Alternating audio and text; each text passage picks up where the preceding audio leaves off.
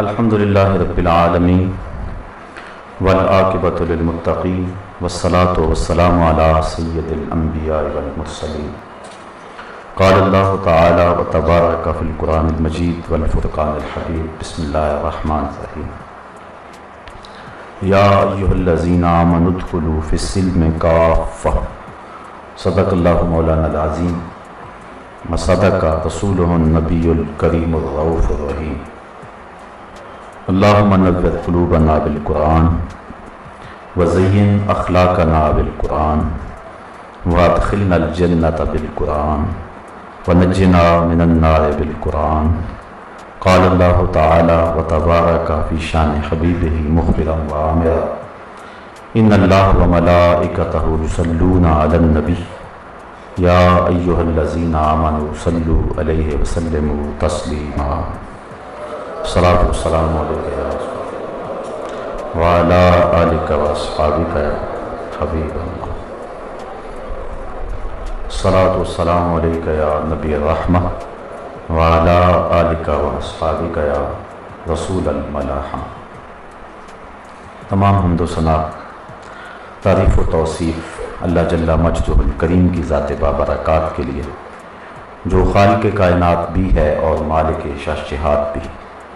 اللہ جل مجدہ الکریم کی ذات بابرکات کی حمد و ثنا کے بعد حضور نبی اکرم، شفیع امم، رسول محتشم، نبی مکرم، اللہ کے پیارے، امت کے سہارے، رب کے محبوب، دانائے غیوب، مالک رقاب امم، فخر عرب و عجم، والی کون و مکان، سیاہ لا مکان، سید انس و جاں، سرور لالا رخاں، نیر تاباں، سرنشین مہوشاں، ماہ خوباں، شہنشاہ حسینہ، تتمہ دوراں، سر خیل زہرہ جمالاں، جلوہ صبح ازل، نور ذات لم یزل، باعث تکوین عالم، فخر آدم و بنی آدم، نیر بطحہ، رازدار ما اوہا، شاہد ما طغا، صاحب علم نشرہ، معصوم آمنہ احمد مجتبیٰ، حضرت محمد مصطفیٰ صلی اللہ علیہ وسلم کے حضور ناز میں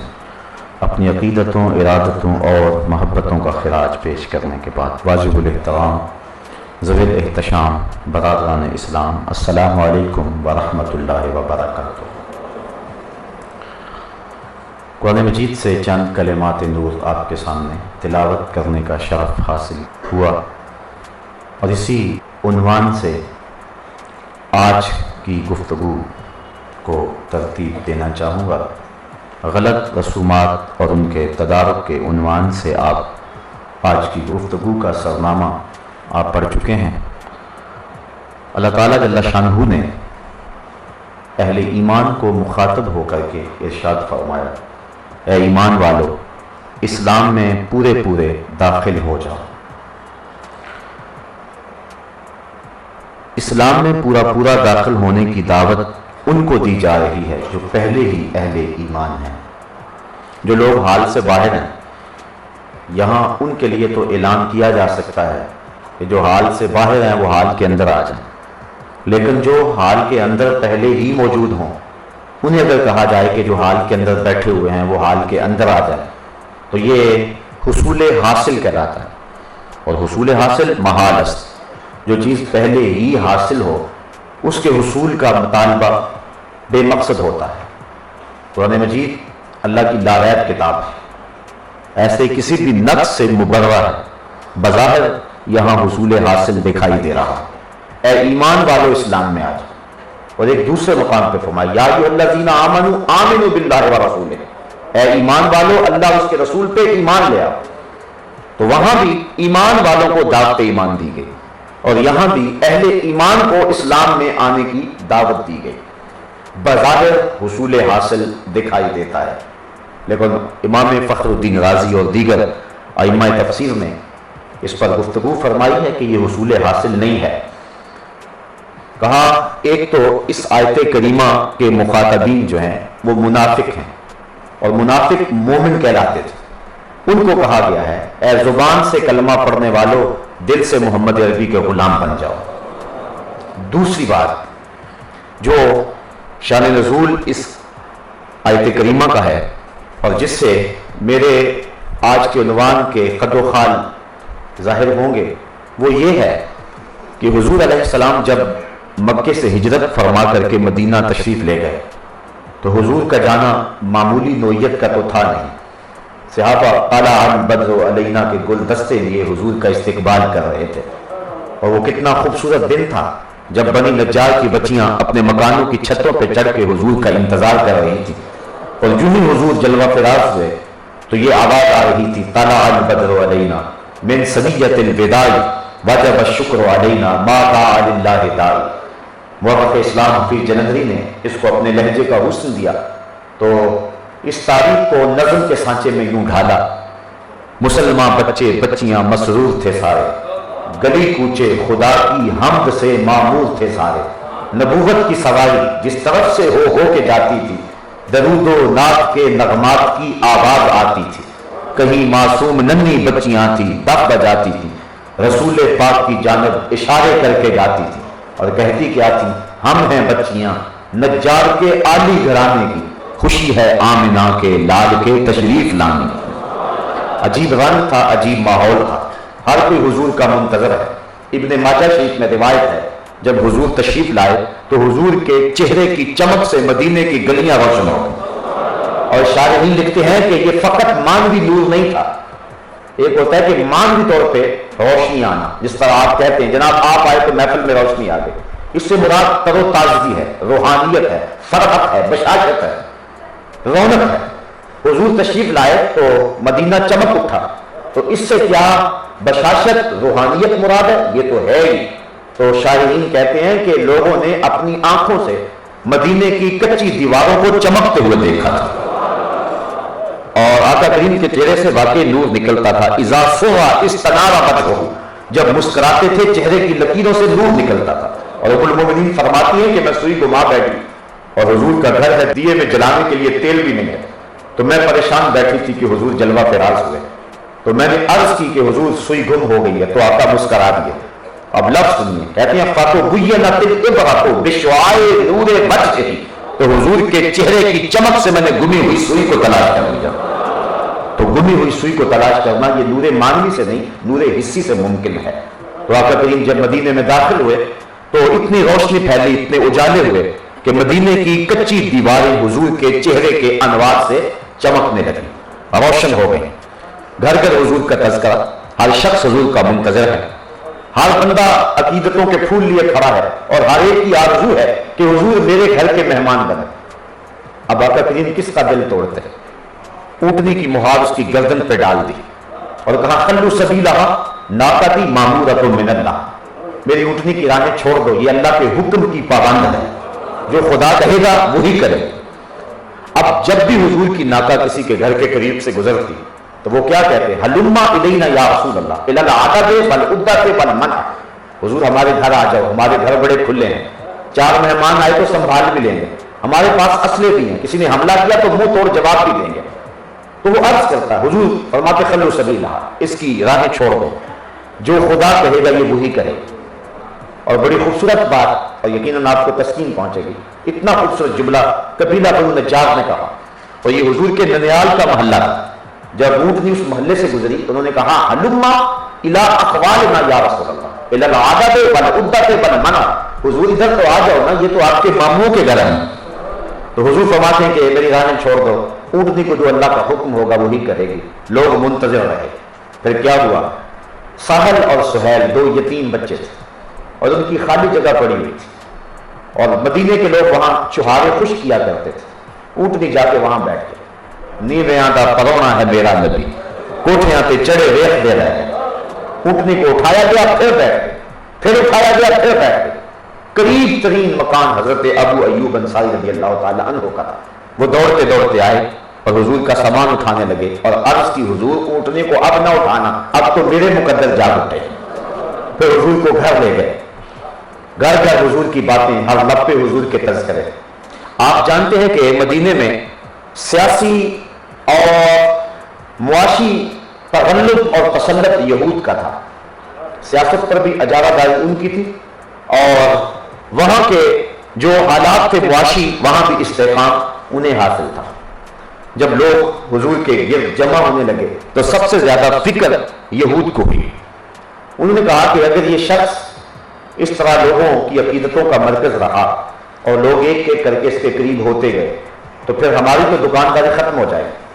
تو ایسے کرو کہ اس سے بحث کریں، مناظرہ کریں، اگر ہمارے سوالوں کا معقول جواب دے گئے تو پھر اگلا مرحلہ کیا ہوگا، لاحِ عمل کیا ہوگا، پھر سوچیں گے۔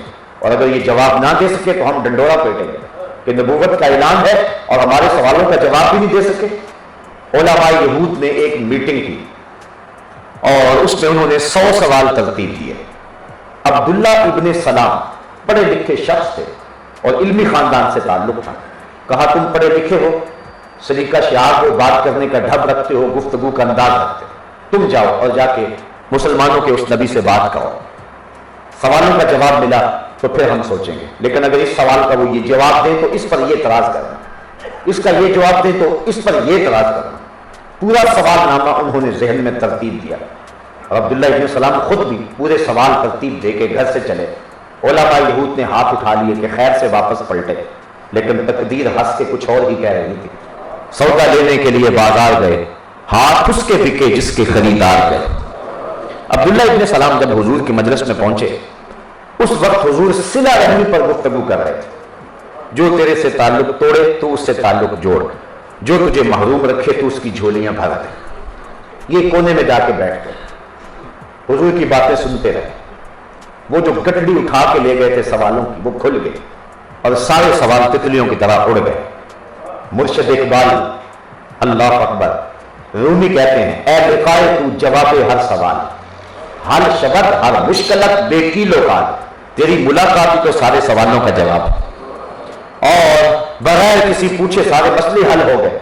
اور اقبال کہتا ہے، مرید ہندی وہ کہتا ہے، یک نظر کر دی و آداب فنا آبختی و خنک روزے کہ خاشا کے مرا وا سوختی، کہ ایک نظر کی اور میرے سارے مسئلے حل کر دیے۔ نظر کی جولانیاں نہ پوچھو، نظر حقیقت میں وہ نظر ہے، اٹھے تو بجلی پناہ مانگے، گرے تو خانہ خراب کر دے۔ تو عبداللہ ابن سلام جو سوالوں کی ایک بھاری گٹڑی اٹھا کے گئے تھے، جب حضور کو دیکھا سارے سوال بھول گئے، گٹڑی کھل گئی، سوال تتلیوں کی طرح اڑ گئے۔ عبداللہ ابن سلام بیٹھ کے حضور کے چہرہ نور کو دیکھ رہے ہیں۔ مجلس اختتام کو پہنچی، فرمایا عبداللہ ابن سلام آؤ کدھر آئے؟ عرض کی حضور آپ کا غلام بننے آیا، تیری تخت کے ادامہ میں مرید ہو گئے۔ سارے سوال بھول گئے، کہا میں غلام بننے آیا ہوں۔ عبداللہ ابن سلام حضور کے دامن رحمت میں آ گئے۔ اب وہ تو انتظار میں تھے کہ تھوڑی دیر کے بعد عبداللہ ابن سلام آئیں گے اور ساری کہانی سنائیں گے کہ میں نے کیا سوال کیے، انہوں نے کیا جواب دیے۔ تو جب ان کے کانوں تک یہ خبر پہنچی کہ عبداللہ ابن سلام بھی حضور کے غلام بن گئے، علماء یہود سے اپنے جذبات پر قابو نہ رہا اور وہ دوڑے دوڑے مجلس نبوی میں آن پہنچے اور عبداللہ ابن سلام کو کوسنے لینے لگے کہ تو نے یہودیت کی ناک خاک آلود کر دیا، تو نے رسوا کر دیا یہودیت، تو نے کوئی سوال کیا ہوتا، انہوں نے جواب دیا ہوتا، پھر تو مان لیتا۔ ہم سمجھتے کہ علمی پیاس بجھ گئی، تو مطمئن ہو گیا، لیکن ہم نے سنا کہ تو نے سوال بھی کوئی نہیں کیا اور تو نے اسلام اختیار کر لیا ہے، یہ بات ہماری سمجھ سے باہر ہے۔ عبداللہ ابن سلام بولے کہ یہ بات میری سمجھ سے بھی باہر ہے، مجھے نہیں پتا چلا میرے ساتھ ہوا کیا، بس اتنا پتا ہے کہ جب میں آیا اور اس پیارے محبوب کے چہرے کو دیکھا، عرفتُ اَنَّ وَجْهَهُ لَيْسَ بِوَجْهِ كَذَّابٍ، تو میں نے سوچا کہ یہ چہرہ کسی جھوٹے کا ہو ہی نہیں سکتا، چہرہ ہی ایسا تھا۔ اس کو صاحب مشکات نے بھی لکھا، امام ابو داؤد نے اس کو ابو داؤد شریف کے اندر بھی لکھا، اور بھی لوگوں نے اس واقعہ کو بیان کیا۔ کہنے لگے کہ جب میں نے اس محبوب کے جمال جہاں آرا کو دیکھا، عرفتُ اَنَّ وَجْهَهُ لَيْسَ بِوَجْهِ كَذَّابٍ، تو میں نے جان لیا کہ یہ چہرہ کسی جھوٹے کا نہیں ہو سکتا۔ دیکھنے والے کہا کرتے ہیں اللہ اللہ، یاد آتا ہے خدا دیکھ کے صورت تیری۔ اللہ نے محبوب کی صورت ہی ایسی بنائی ہے کہ جو دیکھتا ہے پھر وہ مانتا چلا جاتا ہے۔ اب عبداللہ ابن سلام چونکہ پڑھے لکھے شخص تھے، وہ اسلام لے آئے اور یہودیوں میں ایک اہم شخصیت تھے، اور جب وہ اسلام لے آئے تو سالبہ بھی اسلام لے آئے، ابن یامین بھی اسلام لے آئے، اسد بن قاد بھی اسلام لے آئے، قیس بن زید بھی اسلام لے آئے، اور ان کے ساتھ ایک باقاعدہ گروپ اسلام کے اندر داخل ہوا۔ اب جب یہ اسلام میں داخل ہو گئے تو انہوں نے سوچا کہ ہم جس دین میں ایک عمر گزاری ہے وہاں ہفتے کے دن کی تعظیم ہوتی تھی، اونٹ کا گوشت اور اونٹ کا دودھ یہودیت کے اندر نہیں پیا جاتا اور نہ اونٹ کا گوشت کھایا جاتا.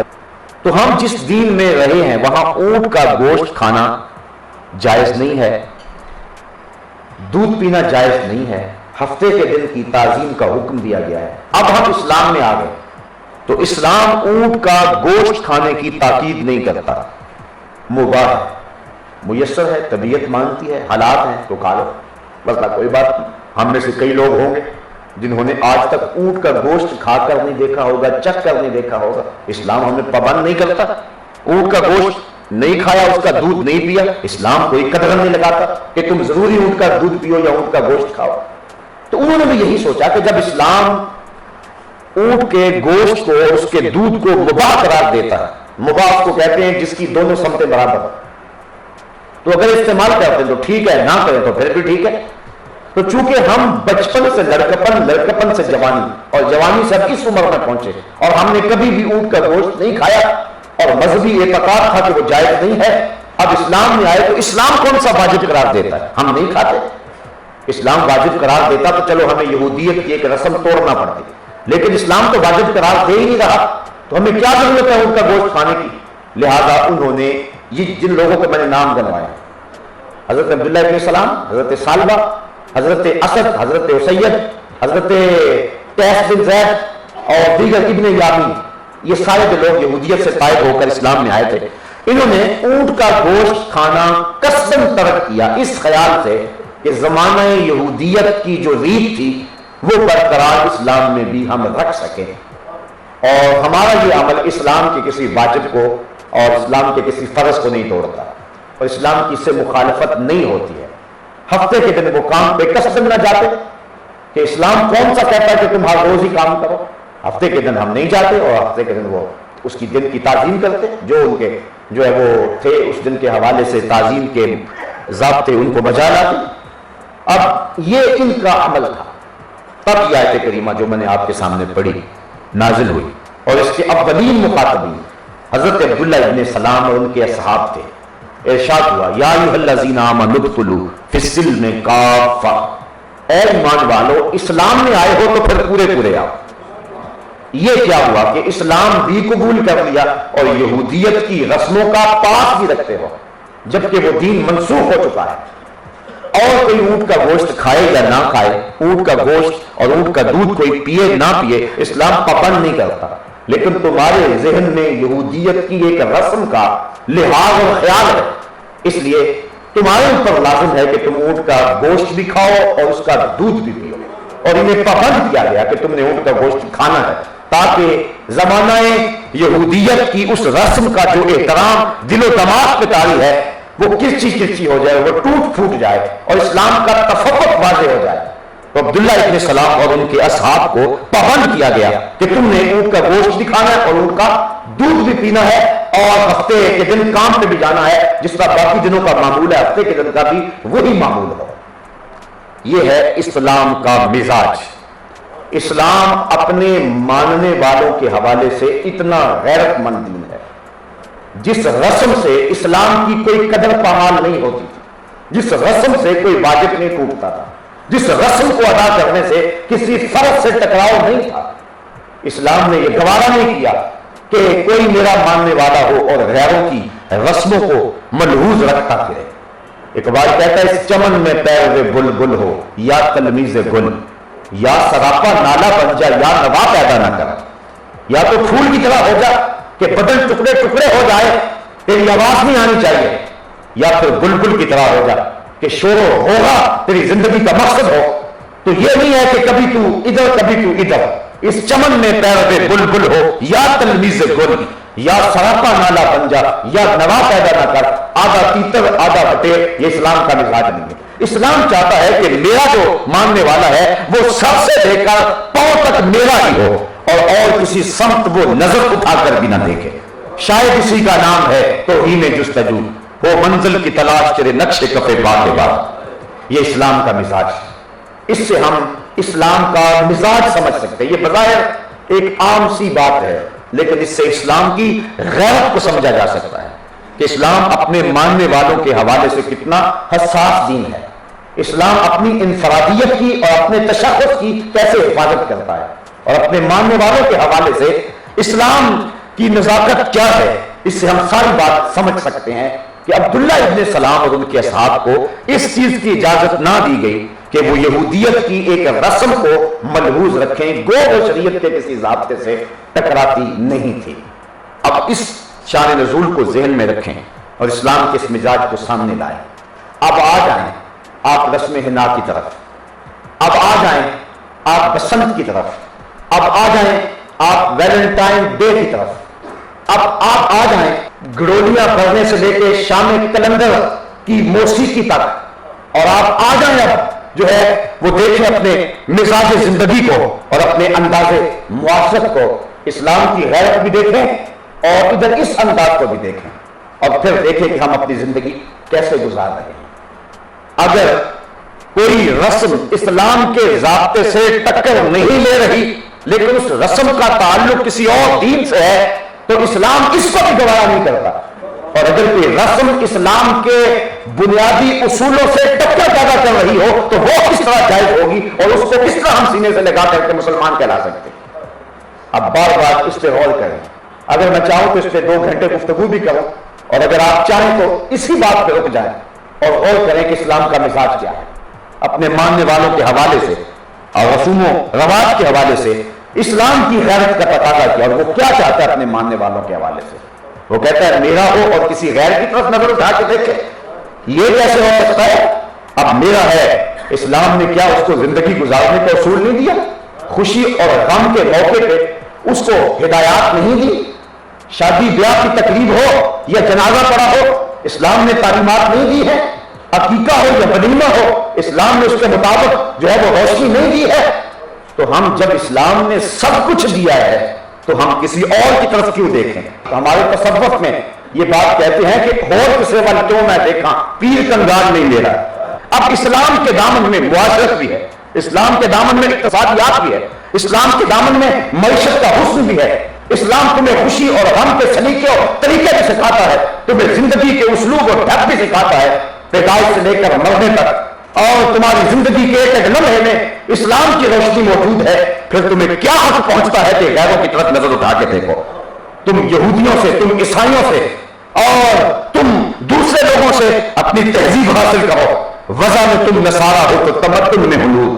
یہ مسلمان ہے جنہیں دیکھ کے شرمائیں گے ہو، یوں تو سید بھی ہو، مرزا بھی ہو، افغان بھی ہو، تم سب کچھ ہو، مگر بتلاؤ کہ مسلمان بھی ہو۔ یہ دیکھنا ہے کہ اسلام ہمیں کیا دینا چاہ رہا ہے اور ہم کدھر جا رہے ہیں۔ اب اس عنوان کے ساتھ آپ جتنے بھی عنوان رکھ لیں، اور ہر وہ رسم جو اسلام کے ضابطوں سے ٹکراتی ہے، میں نے عرض کیا نہ بھی ٹکراتی ہو، اونٹ کا گوشت اگر کوئی نہیں کھاتا ہے تو کوئی بات نہیں ہے، لیکن چونکہ یہ ملحوظ تھا کہ یہودیت میں نے نہیں کھایا، اب بھی نہیں کھاؤں گا، تو لہذا اس خیال کو توڑا اور اس سوچ کے پرزے کیے اور اس سوچ کی دھجیاں بکھیری اور ان کو کہا تم اونٹ کا گوشت چبا چبا کے کھاؤ گے تاکہ جو تصور باندھ رکھا ہے وہ ٹکڑے ٹکڑے ہو جائے۔ اور یہ وہ چیز تھی جس کا تعلق اسلام کے کسی واجب یا فرض کے مقابلے میں نہیں تھا، اسلام کے امر مباح میں تھا، اور امر مباح کے بارے میں اسلام کی یہ غیرت ہے، جو امر مباح ہے اس کے بارے میں اسلام کی یہ غیرت ہے۔ تو جو حرام ہو چیزیں اور ہم اس کو اپنے کلچر کا حصہ قرار دیں، اپنی تہذیب قرار دیں، تو کیسے ہمیں یہ حق پہنچتا ہے؟ صاحبوں، علامہ اقبال کا ایک جملہ آپ کو سنانا چاہوں گا۔ ایک تو ان کا جملہ ہے کہ اپنی ملت کا قیاس اقوام مغرب سے نہ کر، خاص ہے ترکیب میں تجھے قوم رسول ہاشمی۔ اور ان کا ایک نثری جملہ آپ کے سامنے رکھوں گا، اور بڑا فلسفہ ہے اس کے اندر۔ اقبال کہتا ہے کہ مغرب کی کامیابی اس میں ہے کہ وہ آگے کی طرف جائے، اور مسلمانوں کی کامیابی اس میں ہے کہ وہ پیچھے کی طرف جائے۔ مغرب اگر پیچھے پلٹے گا تو سوائے اندھیروں کے اس کے پاس کچھ نہیں ہے، اور اگر مسلمان پیچھے پلٹے گا تو مدینہ وحی کے نور سے چمکتا ہوا دکھائی دے گا۔ اس لیے وہ اگر آگے جاتے ہیں تو ان کی مجبوری ہے، وہ پیچھے دیکھیں سوائے تاریکیوں کے ان کے پاس کچھ نہیں ہے، سوائے اندھیروں کے ان کے پاس کچھ نہیں ہے۔ جب یورپ کی گلیوں میں اندھیرا تھا، مدینے کی گلیوں میں علم کا نور پھیلا ہوا تھا۔ جب شارلمان اور اس کے لارڈ ابھی دستخط کرنے کی مشق سے گزر رہے تھے تو اس وقت ابن حزم کے قلم سے 1000 کتابیں نکل چکی تھی۔ आप पढ़े अपनी तारीख, कितनी रोशन तारीख है तुम्हारी। क्यों एहसास कमतरी में मुब्तला हो गए हो? क्यों गिर गए हो लोगों के कदमों में जो जिंदगी का सलीका नहीं जानते?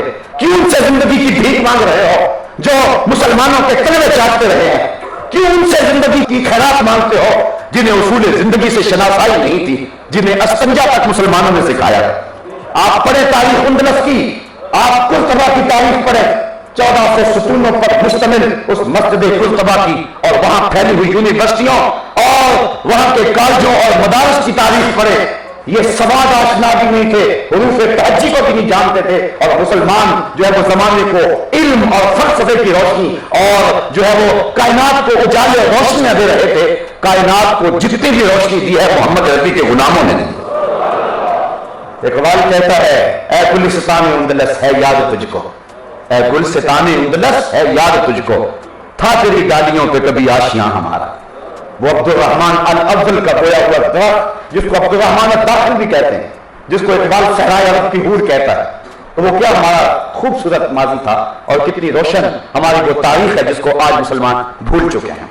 तो इकबाल कहता है कि तुम्हारा फायदा इसमें है कि तुम पीछे जाओ, क्योंकि तुम्हारे पीछे रोशनी है, तुम्हारे पीछे उजाले। वो एक जमाना था जब 9/11 का वाकया हुआ, तो उस वक्त बुश ने कहा था, आपको याद होगा, कि हम तुम्हें पत्थर के जमाने में धकेल देंगे, अगर तुमने हमारी बात न मानी तो पत्थर के जमाने में धकेल देंगे।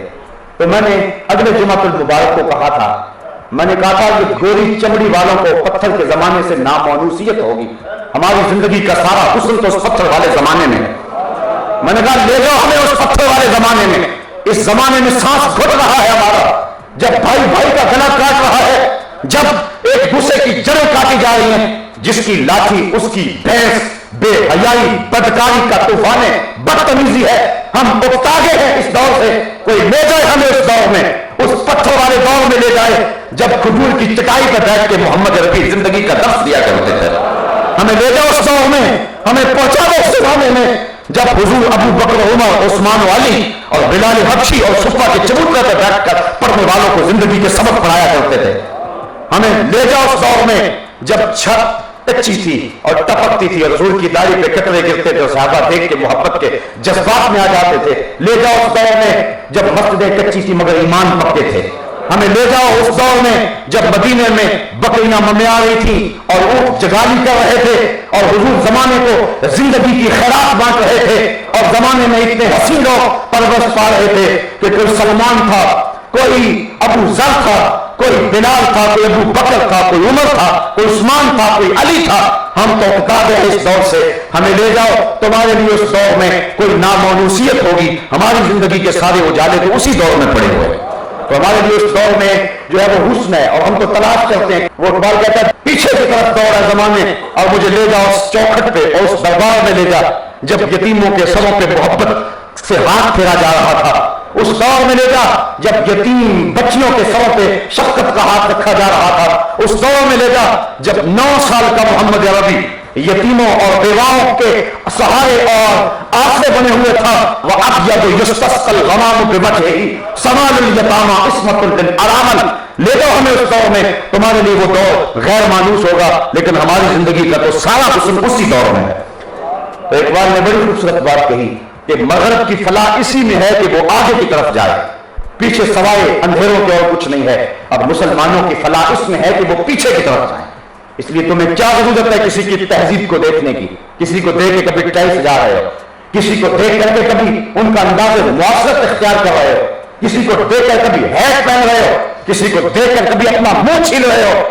भूल गए हो जमाने को, तुम्हें हैट की जरूरत नहीं है, तुम्हें तीजानुल अरब इमामे की जरूरत है।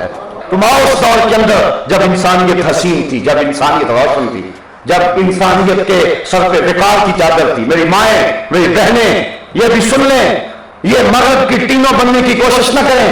तू मगरब की बेटी नहीं है, तू मशरक की बेटी है। तू नगार खाने की जीनत नहीं है, तू चार दीवारी की रौनक है। तू अगर सिमट जाए तो मुआशरा फैल जाएगा। तू अगर जो है वो घर में महदूद हो जाए और बच्चों की तरबियत में लग जाए, तेरी आगोश में हुसैन इब्न अली जैसे बच्चे परवरिश पाया करेंगे। तू न जान के किराते सोजे तू दिगर को कर तकदीर उमर। इकबाल कहता है तू नहीं जानती, अगर तू बहन होकर कुरान पढ़े तो उमर की तकदीर बदलती है। اور اگر تو ماں ہو کے قرآن پڑھے تو بیٹا نیزے کی نوک پر بھی قرآن سنا رہا. پیچھے چل پیچھے کی طرف، تیرا سارا حسن تیری ساری زندگی اس زمانے کی طرف ہے. ہمیں کسی سے زندگی کی بھیک مانگنے کی کیا ضرورت ہے؟ ہمارے آقا نے ایک ایک چیز ہمارے لیے روشن کر کے واضح کر کے رکھ دی ہوئی ہے. اس لیے کسی کی غلامی میں اور کسی کی ریس میں اپنی زندگی گزارنے کا تکلف کرنے کی ہمیں قطعاً ضرورت نہیں ہے. مت تکلف کریں اپنی زندگی کو، اپنی زندگی کو سادگی میں لے جائیں جو سادگی ہمارے آقا نے بتائی ہے، اور اپنی زندگی کو اس نمونے کے اسوہ پہ لے جاؤ کہ جس کے بارے میں رب نے کہا ہے کہ اگر اسوہ حسنہ دیکھنا ہے تو میرے محمد کی زندگی کو دیکھ لو. آؤ اب اس سمت پلٹیں. اسلام یہ بھی گوارا نہیں کرتا کہ میرا ماننے والا کسی غیر کی طرف نظر اٹھا کے دیکھے.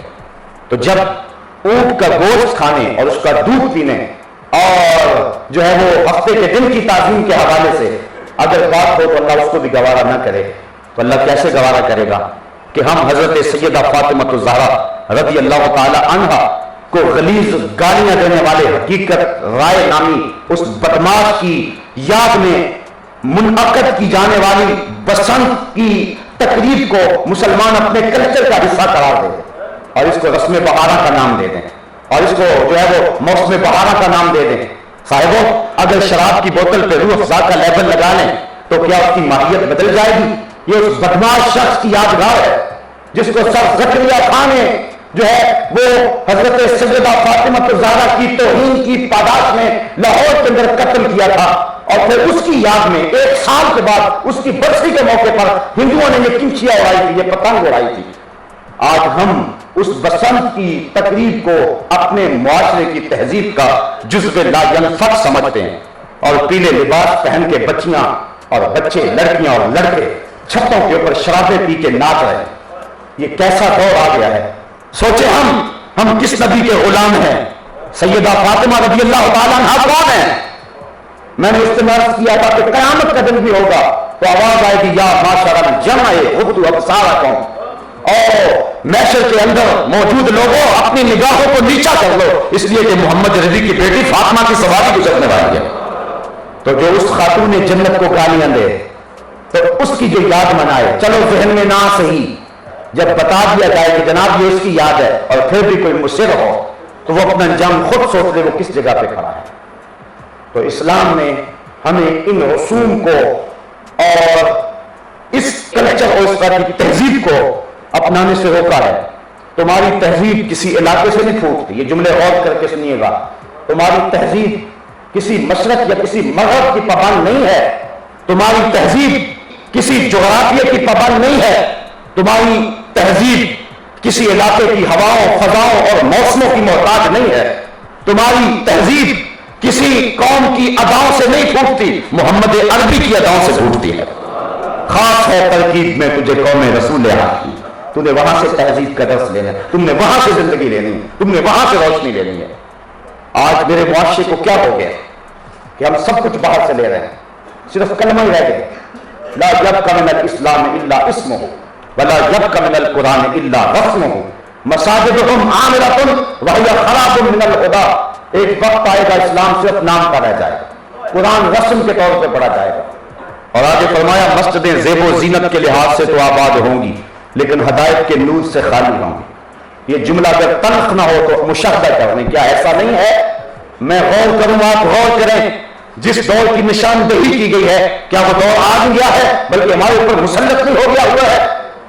آؤ اپنی زندگی کا تانا بانا بنے اس انداز میں جس کی تعلیم ہمیں مصطفیٰ جان رحمت نے دی. ہر چیز باہر سے ہم لے رہے ہیں. شادی ہوتی ہے تو صرف ایک نکاح رہ گیا ہے بس، باقی سب کچھ ہم خیروں کا لیا ہوا ہے. یہ خاندانی رسم ہے، یہ علاقائی رسم ہے، یہ ہم نے ٹیلی ویژن پہ دیکھا تھا، یہ ہم نے فلاں ملک میں گئے تھے وہاں دیکھا تھا، یہ ہم نے فلاں خاندان میں دیکھا تھا. صرف ایک نکاح رہ گیا. اور وہ بھی کئی ایسا کرتے ہیں کہ نکاح بھی 5 دن پہلے پڑھا دیتے ہیں کہ یہ جو آنا ہے چند لمحوں کے لیے مولوی کا سب کچھ ڈھول ڈمکے روکنے پڑیں گے اور وہ ساری بدتمیزی روکنا پڑے گی. یہ چند لمحوں کا تعطل بھی کیوں ہو؟ تو نکاح جو ہے وہ کسی اور جگہ پڑھا لو اور باقی جو شادی کی تقریب میں یہ نکاح کی خلل بھی نہ برداشت کرو اور جو چاہو تم کرو، آوارہ ہو جاؤ. رسم حنا کے نام سے کیا بدتمیزی ہے، کیا بدتمیزی ہے رسم حنا کے نام سے کہ پردے اتار پھینکے گئے اور بال کھول لیے گئے، ہاتھوں میں ڈھولک ہیں اور تھالیوں میں چراغ رکھے ہوئے ہیں، اور محلے کے اوباش لڑکے جو ہے وہ راہوں میں کھڑے ہوئے اور اپنی نظروں کو پلیت کر رہے ہیں، اور بدقسمتی یہ ہے بدقسمت باپ بھی درمیان میں کھڑا ہوا ہے، بے غیرت بھائی بھی ساتھ کھڑا ہوا ہے۔ یہ میری باتیں تلخ تو ہو سکتی ہیں لیکن حقیقت کے برعکس نہیں ہو سکتی ہیں۔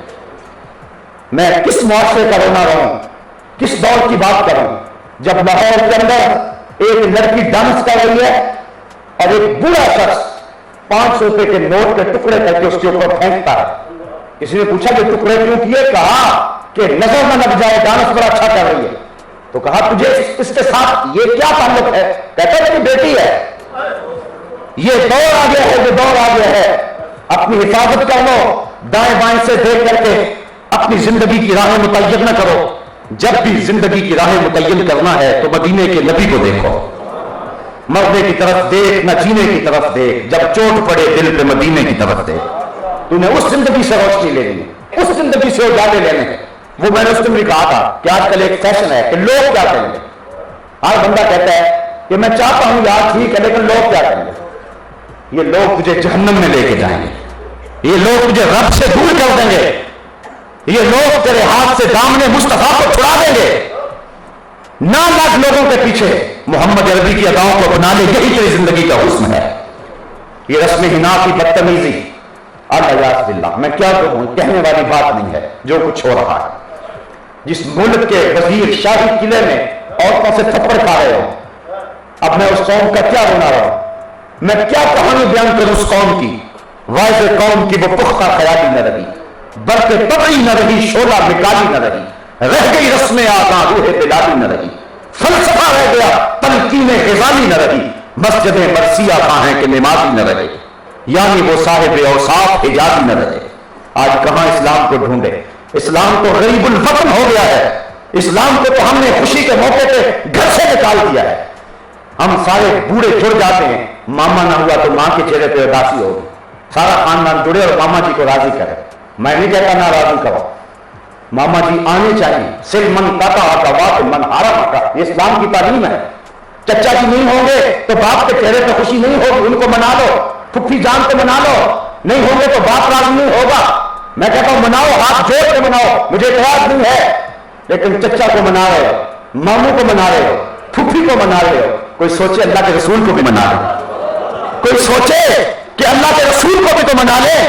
اس وقت کہتے جی کیا کریں، منڈا نہیں مانتا، کیا کریں جی بس دور ہی ایسا ہو گیا ہے، کڑیاں ہی اپنی مانتی۔ ان کڑیوں اور ان منڈوں کے چہروں پہ تھپڑ نہیں مارے جاتے جو رسول پاک کے دین سے بغاوت سکھاتے ہیں۔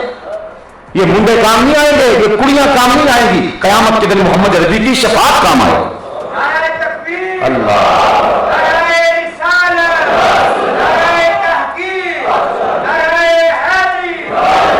تیرے صوفے ہیں فرنگی، تیرے قالین ہے ایرانی، خون کے آنسو رلاتی ہے جوانوں کی تن آسانی۔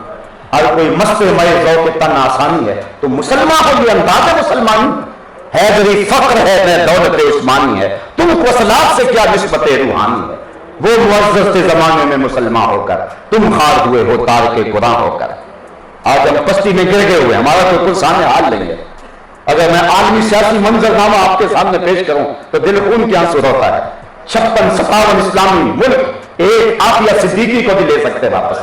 قوم کی بیٹیاں رو رہی ہیں، وہ چیخ چیخ کے کہتی ہے کہ کافروں کے بیٹوں کی ہم سے مائیں نہیں بنا جاتا، ہمیں چھڑا لو۔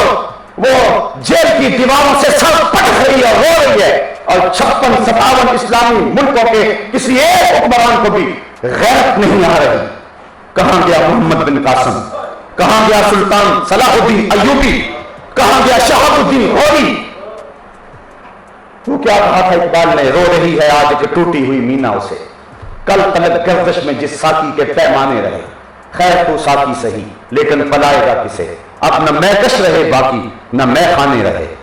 آج ہم کس جگہ پہ کھڑے ہیں، امت کی کیا حالت ہوئی ہے۔ گوانٹا ناموبے کے جیل خانوں میں تڑپتے سسکتے بلکتے اور زندگی حالتے لوگوں کا کسی کو خیال ہے؟ شتیلا اور صابرہ کے کیمپوں کے اندر سسکتے ہوئے نیم جان لوگوں کی کسی کو پرواہ ہے؟ کابل، کندھار، قلعہ جنگی، دشت لیلا، تورا بورا، تقریب، موصل، بغداد، القدس، کشمیر، غزہ، بوسینیا، چچینیا، صومالیہ، آپ دیکھیں تو صحیح، ہر سمت تمہیں لاشیں ہی نظر آئیں گی۔ تمہیں کبھی غور کرنے کا موقع ہے تو زندگی جیون بنی ہوئی ہے، زندگی تو قیامت بنی ہوئی ہے، ہمارے سروں سے بال نوچے جا رہے ہیں اور پھر ان زخموں میں تیزاب چھڑک کے تڑپنے کے لیے چھوڑا جا رہا ہے۔ یہ امت مسلمہ کا حال ہے۔ ابھی وہ شعر پڑھا جا رہا تھا کہ تیری امت کا حال عیسیٰ کی بھیڑوں سے بھی بدتر ہوا۔ آج دیکھیں ہمارے ساتھ گلے کاٹے جا رہے ہیں اور جب خون بہ جاتا ہے تو پیٹرول پھیپھڑوں میں بھرا جاتا ہے اور پھر اس کو آگ لگائی جاتی ہے، پھر جب وہ لاش تڑپتی ہے رقص بسمل کے تماشے کرتی، امریکی گنڈے اس کو ٹھڈے مارتے ہیں اور کسی کی حس بیدار نہیں ہوتی۔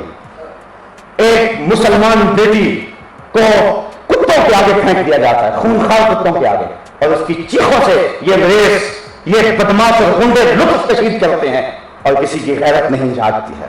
اٹھانا پھر کوئی رومی عجم کے نالا داروں سے، وہی آب و گلے ایران، وہی تبریز ہے سب، کسی کی غیرت نہیں جاگ رہی، کس کس کا رونا رہوں، کس کس کی بات کروں۔ وہ کیا فارسی کے ایک شاعر نے کہا تھا، پمپا پجا پجا نہ ہم کہ ہما داغ داغ کہاں کہاں ہوئی رکھوں، جگہ جگہ سے تو خون رس رہا ہے۔ جس سمت بھی جاؤں لاشیں ہی بکھرے نظر آتے ہیں، جس سمت بھی جاؤں دکھوں کی داستان ہی نظر آتی ہے، اور ہم دیوانے ہو گئے۔ مغرب جہاں سے واپسی کی راہ تلاش کر رہا ہے اور ان کے دانشمند سر جوڑ کے بیٹھے ہوئے ہیں، خاندانی سسٹم تباہ ہو چکا ہے۔ اور پیپل ہوم کے اندر جو ہے وہ پورا باپ انتظار کر رہا ہے کہ میرا بیٹا مجھے ملنے آ جائے۔ ڈرنی کے ایک اخبار کے اندر ایک بوڑھے انگریز کی وصیت چھپتی ہے، وہ کہتا ہے کہ وہ کروڑ ارب پتی انگریز کہتا ہے جب میں مر جاؤں تو میری آدھی جائیداد چرچ کو دے دی جائے اور آدھی جائیداد اس میرے کتے کو دے دی جائے جو مرتے ہوئے ٹک ٹکی باندھ کے مجھے دیکھ رہا ہے۔ میرے اتنے بیٹے ہیں، اتنی بیٹیاں ہیں، لیکن کوئی اس وقت میرے پاس آنے کو تیار نہیں ہے۔ آج جس خاندانی سسٹم کی ٹوٹ پھوٹ کا وہ شکار ہوئے ہیں، ہم اس پر بڑھنا چاہتے ہیں۔ جدھر سے وہ واپس آ رہے ہیں ہم اس تعفن زدہ گٹر میں گرنے کے لیے بےتاب ہیں۔ عجیب ہماری عادت ہو گئی ہے۔ آج کوئی شخص اسلامی معاشرے میں بوڑھا ہوتا ہے، اس کی قدر ہوتی ہے، اسلام کا دیا ہوا پیغام ہے۔ اتنی دیر تک فیصلہ رشتے کا نہیں ہوتا جب تک بابا جی ہاں نہیں کرتے۔ جا کے مرے تم دیکھو کہ بوڑھے کا حال کیا ہوتا ہے۔ سال کے بعد ایک دن آ گیا مدر ڈے یا فادر ڈے، پھول لے کر چلے گئے سال کے بعد۔ اور میاں ہمارا تو ہر روز فادر ڈے ہے، ہمارا تو ہر روز مدر ڈے ہے، ہمارا تو ہر روز ٹیچر ڈے ہے۔ ہمیں کیا ضرورت ہے؟ آج ہماری قوم بھی جو ہے وہ کہتی ہے مجھے میسج بھیجے آج فادر ڈے ہے۔ میں کہ تمہارا فادر ڈے آج ہوگا، میرا تو روز ہوتا ہے۔ 2003 کے اندر گیا عمرہ کرنے کے لیے، واپس پلٹا، والد صاحب بیمار ہو گئے۔ 6 سال مجھے کتنے لوگوں نے کہا، 3 لوگوں نے میرے سے دھکے سے پاسپورٹ لے لیا اور 3 مرتبہ جمع کرایا۔ میں نے کہا نہیں ویزا لگے گا کیونکہ میرا حج تو روز گھر میں ہوتا ہے۔ اور جب والد گرامی اس دنیا سے رخصت ہوئے پچھلے سال اور اس مرتبہ بھیجا تو جو ہے وہ ویزا لگ گیا۔ یہ میں بات کر رہا ہوں ایک مثال کے طور پہ۔ ماں باپ ان کو روز دیکھو، روز آتے ہیں، بلکہ رخمائے محبت کی نظر سے دیکھو، مقبول حج کا ثواب ہوگا۔ شادی میں حضور اگر کوئی 2 مرتبہ دیکھے کہا 2 حجوں کا ثواب، پھر حضور اگر کوئی 100 مرتبہ دیکھے کہا اللہ بہت بڑا ہے۔ مطلب کیا تم دیکھ کے تھک جاؤ گے، وہ ثواب دیتا نہیں تھکے گا۔ ہمارا تو ہر روز فادر ڈے ہے، ہمارا تو ہر روز مدر ڈے ہے۔ تم کس تہذیب کے پیچھے لگے جنہوں نے 365 دنوں کے اندر ایک دن رکھا ہوا ہے باپ کے لیے، جنہوں نے 365 دنوں کے اندر ایک دن رکھا ہوا ہے باپ کے لیے، جنہوں نے 365 دنوں کے اندر ایک دن رکھا ہوا ہے استاد کے لیے۔ یہاں تو بیٹا جب گھر سے نکلتا ہے تو ماں کے قدم چوم کے نکلتا ہے، اور وہ اگر ماں کو ملنا بھول جائے یا باپ کو ملنا بھول جائے تو اس کا سارا دن بے چین رہتا ہے اور گھر پلٹ کر ماں کو سلام کرتا ہے۔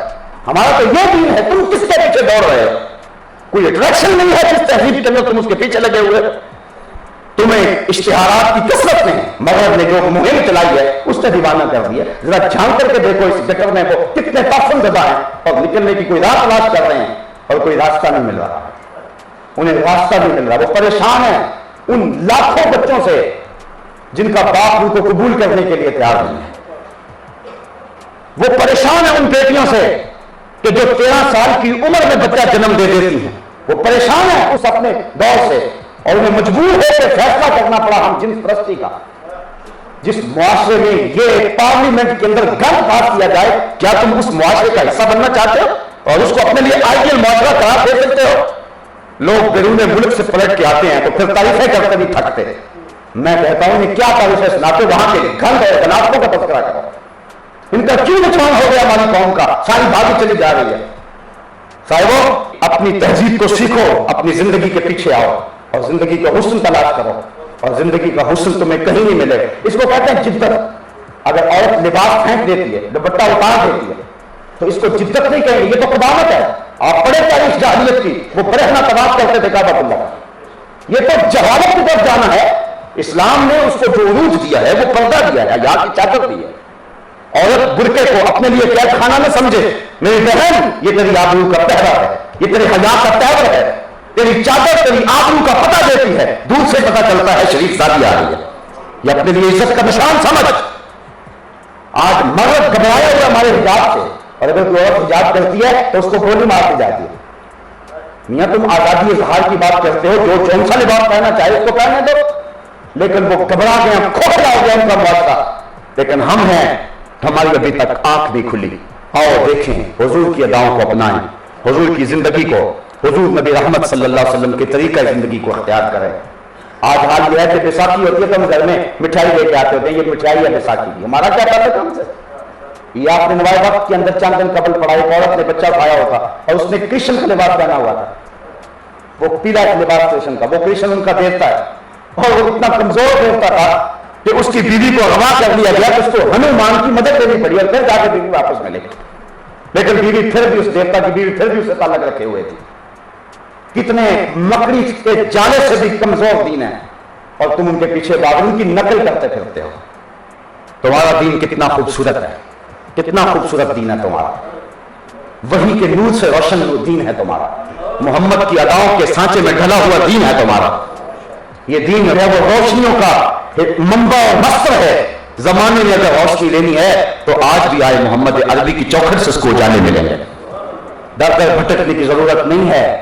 تو صاحب آؤ ہم ان رسوم و رواج کا بائیکاٹ کریں اور اپنی زندگی کو حسن دیں، اور ساتھ ساتھ میں یہ بات بھی عرض کرنا چاہوں گا کہ اگر کوئی رسم مذہب کے نام پہ اپنائی جائے تو ہم اس کی بھی تردید کرتے ہیں، وہ پیروں کی ٹانگیں دبانے کی صورت میں ہو عورتوں کا، یا گھرولیاں بھرنا ہو، یا نہ محرموں کو مجمع عام میں بلا کے دمالے ڈالنا اور شام کلندر کا نام دینا ہو، یا اس کی کوئی بھی صورت ہو، ہم ڈنکے کی چوٹ پہ اس کا انکار کرتے ہیں۔ جو شریعت کے مزاج سے بات ٹکراتی ہے، چاہے وہ کسی بھی روپ میں آ جائے، ہم اس کا کبھی بھی اقرار نہیں کریں گے، ہم اس کا انکار کریں گے۔ آؤ تمہیں بتاؤں تصوف کیا ہے، لوگوں نے تصوف کو سمجھا ہی نہیں ہے، پیری مریدی تو تماشا بن گیا ہے۔ فلک نے بخشی ہے انہیں خواجگی، جو جانتے نہیں روش بندہ پروری کیا ہے، جنہیں پتہ ہی نہیں ہے کہ طریقت کس کو کہتے ہیں، جس کو پتہ ہی نہیں ہے کہ پیری مریدی کا اسلوب کیا ہے، جس کو پتہ ہی نہیں ہے کہ من کے محاسبے کی کیفیت کیا ہوتی ہے، جس کو پتہ ہی نہیں ہے کہ اندر کی ستھرائی کیسے ہوتی ہے۔ حضرت داتا صاحب کشف الموجود میں فرماتے ہیں لیس التصوف رسوما ولا علوما، تصوف چند رسموں کا نام نہیں ہے، مختلف رنگوں کے پٹکے پہننے کا نام تصوف نہیں ہے، ڈھول کی تھاپت پہ ناچنے کا نام تصوف نہیں ہے، محمد عربی کی اداؤں کو ماننے کا نام تصوف ہے۔ اقبال کہتا ہے فقر قرآن احتساب ہست بود، فقر قرآن احتساب ہست بود، نئے ربابو مستی و رقص و سرود، فقر اریاں گرمی بدر و حنین، فقر اریاں بانگ تکبیر حسین۔ ڈھول کی تھاپت پہ ناچنے کا نام فقر نہیں ہے، کربلا کی گرمی میں حسین کی للکار کا نام فقر، بدر و حنین میں خواجہ بدر و حنین کی اداؤں کا نام تصوف اور طریقت ہے۔ اپنی زندگی کو حضور کے قدموں میں ڈال دینے کا نام طریقت ہے۔ پتہ نہیں تم نے کہاں سے سیکھا، اوروں سے سنا تم نے، اوروں سے کہا تم نے، کچھ ہم سے سنا ہوتا، کچھ ہم سے کہا ہوتا۔ جن سے مل کر زندگی سے عشق ہو جائے وہ لوگ آپ نے شاید نہ دیکھے ہوں، مگر ایسے بھی ہیں جو انسانوں کو مردہ کر دیتے ہیں، اور جو فکر کی بالیدگی دینے کی بجائے فکر کے سوتے بند کرنے کی کوشش کرتے ہیں، جو متحرک اور فعال انسانوں کو بزدل، کمزور اور تعطل کا شکار کر دیتے ہیں، وہ دین مصطفیٰ کی فکر کا فروغ نہیں کر رہے، وہ افلاطون کی فروغ کر رہے۔ یہ بات تلخ ہوگی لیکن اس کے بغیر کہے میں اپنی گفتگو کو مکمل نہیں کر سکتا ہوں۔ حضرت ابو اسحاق اصفہانی علیہ رحمہ، آپ جنگل میں گئے تو دیکھا کچھ لوگ گھاس کھاتے ہیں اور اللہ اللہ کرتے ہیں۔ حضرت امام ابو اسحاق اصفہانی نے لکھا، داتا صاحب کشف الموجود میں لکھتے ہیں، پڑھے تصوف، پتہ نہیں کہاں سے لوگوں نے تصوف پڑھا۔ آپ نے ان کو دیکھ کر کہا آکلۃ الحشیش ہا ہنا انتم و امت محمد فی الفتن، تم یہاں گھاس کھاتے پھرتے ہو اور نبی کی امت فتنے میں ہے، اس کو فتنے سے کون نکالے گا؟ آؤ صاحب ہم عزم کریں۔ میں نے اس دن کہا تھا جب اس پروگرام کا آغاز کیا تھا کہ یہ درس کوئی رسمی درس نہیں ہے، اور نہ میں اپنے علمی تفوق کو بیان کرنے کے لیے اتنی دور سے سفر کر کے آتا ہوں۔ نہ میرا مقصد ووٹ لینا ہے، نہ میرا مقصد نوٹ لینا ہے، اور یہ بات بھی کھل کے کہہ دوں کہ میری زندگی کا مقصد تیرے دین کی سرفرازی۔ میں اسی لیے مسلمان ہوں، اسی لیے نمازی، اپنے بھی خفا مجھ سے ہیں، بیگانے بھی ناخوش، کہ میں زہر حلال کو کبھی کہہ نہ سکا کان، جو بات سیدھی ہے وہ لوگ کی زبان پہ لے آتا ہوں۔ مجھے پتا ہے کہ اس سے بڑی مقاومتیں، بڑی مخالفتیں، نکتہ چینی کی آندیاں ہیں، ناموافق حالات کے چکر ہیں، لوگ کیا کچھ نہیں کہتے، لیکن مجھے اس سے غرض نہیں ہوتی۔ مجھے پتا ہے میں مصطفیٰ کی نظروں میں سرخرو ہوں۔ میں نے غلط نہیں کہا، جو کہا دین کی روح کے مطابق کہا۔ تو صاحبو آؤ ہم عزم کریں اور اٹھیں، ہر شخص آپ میں سے جو ہے وہ میرا نہیں محمد ربی کا سپاہی بنے اور نکلے میدان میں اور دین کے غلبے کے لیے کوشش کریں۔